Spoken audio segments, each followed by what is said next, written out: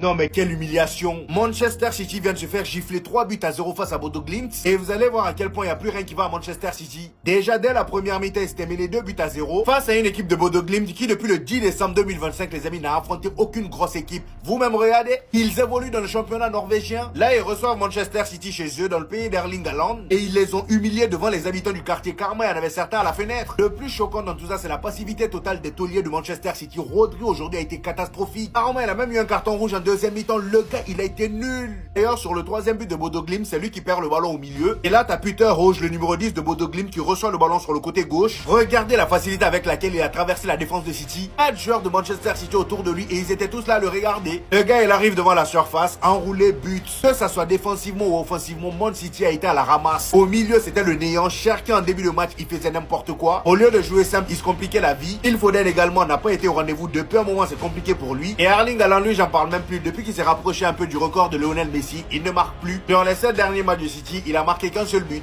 Les 7 derniers matchs. Sur le terrain, on sent un manque de connexion entre les joueurs. C'est plus trop ça. Vraiment, Manchester City, là, ça commence à devenir critique. Pep Guardiola, j'ai l'impression que voilà, il n'est plus trop inspiré, le frérot. Perdre 3 buts à 1 face à Bodo Glimt chez eux. Non, là, c'est trop. Nous devons sortir la calculatrice afin de rêver du top 8. Mais là où nous avons de la chance, c'est qu'il y en a beaucoup en haut qui s'affrontent. Sporting, PSG, Tottenham, Dortmund, Arsenal, Inter. Je vais juste prendre un de ces matchs au hasard, on va voir ce que ça donne du côté de VisiFoot. Il y a Archi Développé qui analyse les matchs grâce à des millions de données en live. Aujourd'hui, ça voit 40% de chance pour Arsenal, mais il y a quand même 36% de chance pour l'Inter et 30% de chance pour le match nul. Donc ça pourrait être un match très très serré avec un résumé rapide, un scénario. Maintenant, si vous voulez voir la probabilité, les scénarios, car il y a 3 autres scénarios, ça va de 1 à 4, ou bien même les forces clés de Arsenal ou l'Inter, venez voir par vous-même sur VisiFoot. Ou bien simplement pour voir l'analyse des autres matchs, que ce soit pour ceux d'aujourd'hui ou de demain. En tout cas, on a une calculatrice à sortir. J'espère que tout se passera bien afin qu'on aille gratter le top 8.